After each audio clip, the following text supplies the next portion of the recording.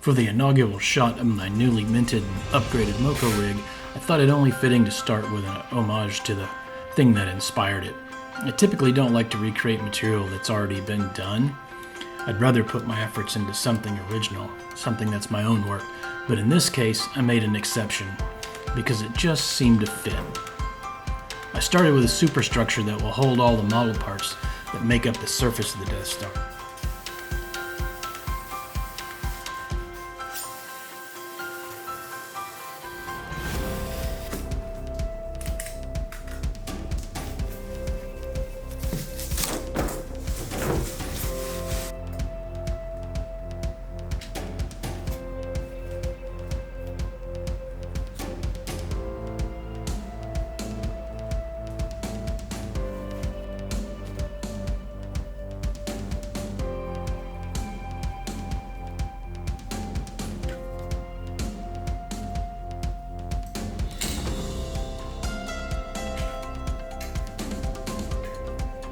Downloaded Death Star surface panel models from Thingiverse, then did a marathon run of 3D printing.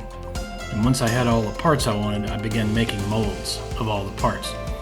If I did the math correctly, I needed something like 250 tiles to cover the area I intended to shoot. So molding and casting were the way to go with this. I wasn't going to try and 3D print 250 variations of tiles, especially as the print time for my one printer was 8 to 10 hours per 4 tiles. So that comes out to something like just over 550 hours of printing. So, yeah.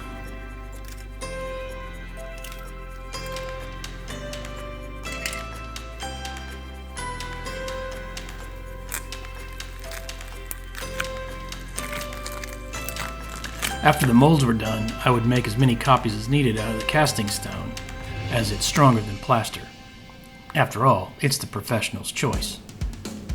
So then it was a matter of casting the parts. Lots of parts.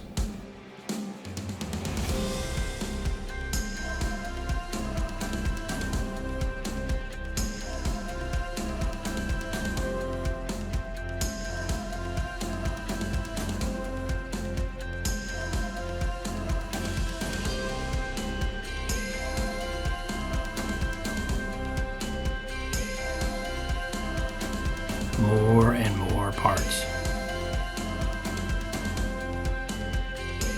Painting and finishing the parts was one of the easy parts of this build, as this doesn't require any color, it really is just weathering.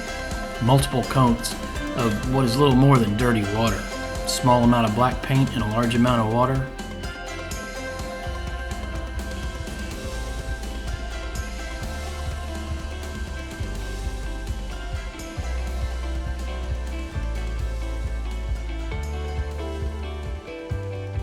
Then on to tiling the entire 8-foot long by 3.5-foot wide model.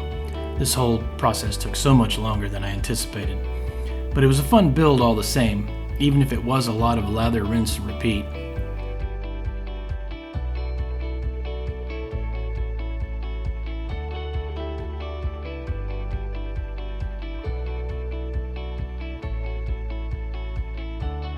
I did shoot a photo of the completed trench and printed that to try and give it a better vanishing point.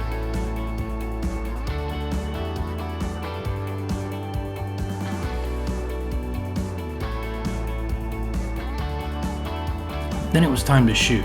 I used a Sigma FP with a 14mm for this main shot, and then a 24mm probe lens for all the rest of the shots.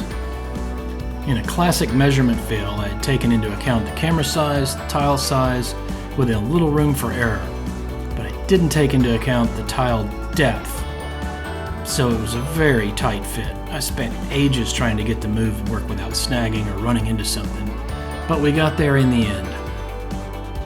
Then there were the models, which were Bandai 1/72nd scale kits.